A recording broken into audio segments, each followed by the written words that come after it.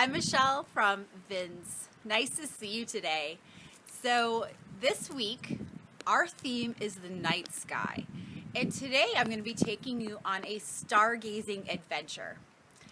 You're probably wondering, why is Michelle taking us on a stargazing adventure when it's sunny and the birds are chirping and there's blue sky and it's nice out? It's not night. But guess what? I'm going to show you a program that you can use at home for free on your computer or tablet or smartphone or whatever you have available to you. And you're going to become a constellations expert in no time at all. So come on and join me inside and we'll check out that program that you can get at home. All right, hey everybody. As you can see, it's magically nighttime now. How about that? So anyway, I'm going to show you that program I was talking about, Stellarium, and I will do a little screen share on my computer so you can see it. All right, so here is the Stellarium program I've been talking about.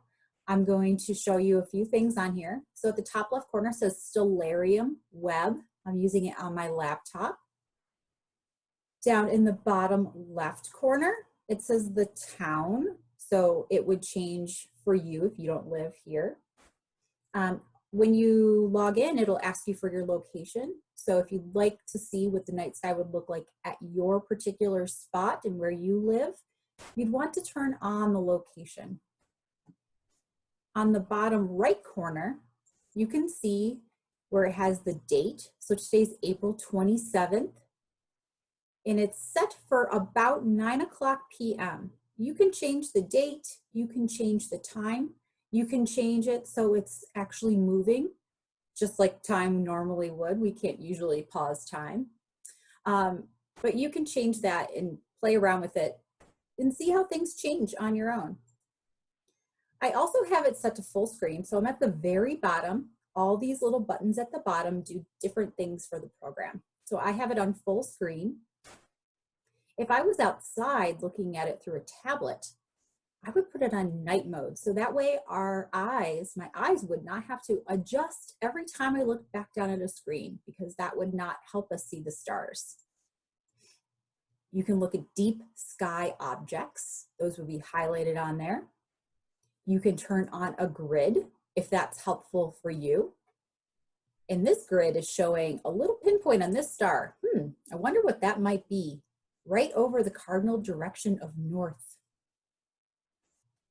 You can turn on the landscape. Right now I have it on so we can see the trees in this house. If I turn it off, it would not show that landscape, but it's helpful for us to see, at least for me, to see where the landscape is.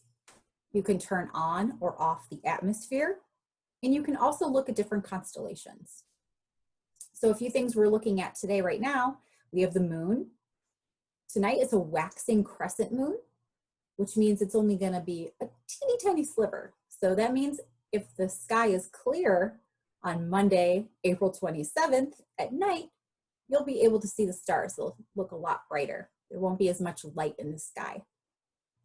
So you can also click on these different stars to see what they are. So let's just see, there's that one star I was talking about before.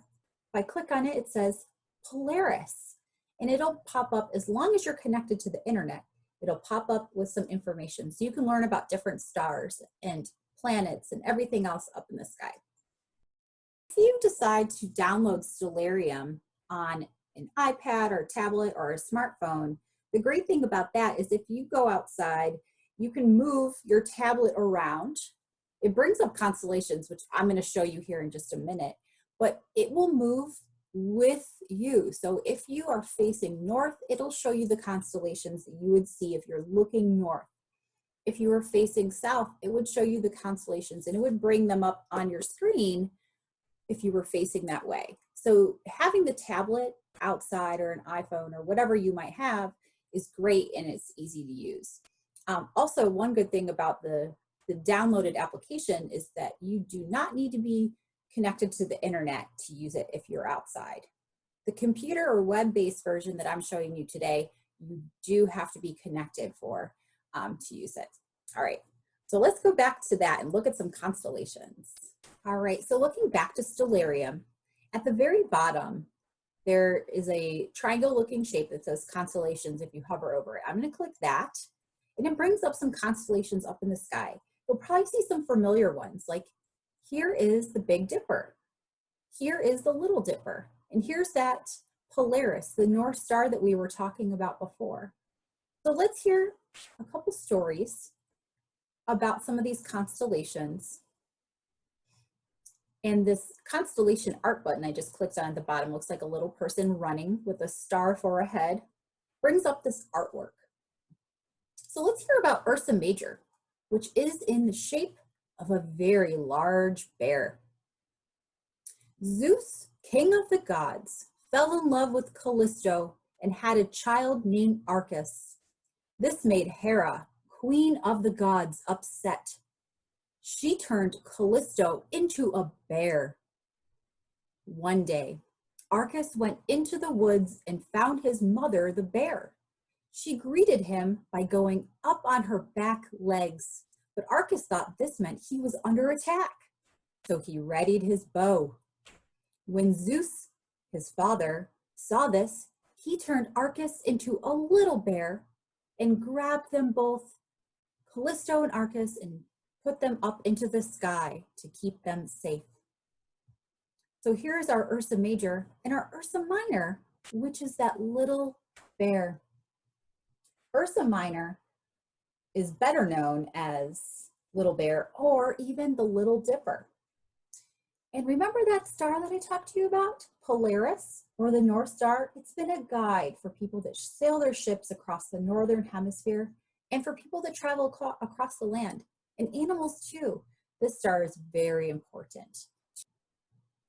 So you can obviously see with all those constellations up in the sky, there's so many different stories that we could share.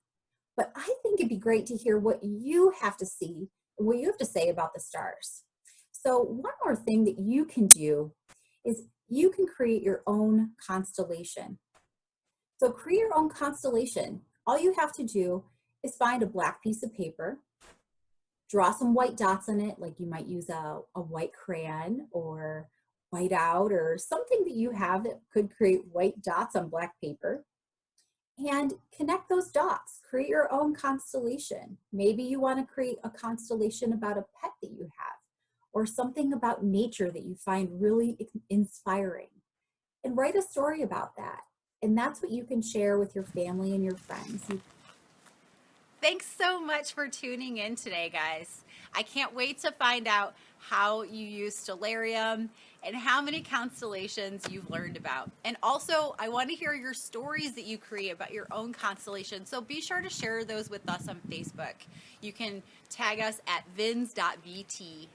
So again, thanks for joining in. I hope you stay tuned the rest of the week for our night sky theme. Don't forget to tune in on Wednesday for a live OWL program that's themed on the night sky. And also Friday, don't forget to join Sarah for her campfire stories. Don't forget your s'more stuff. All right, guys.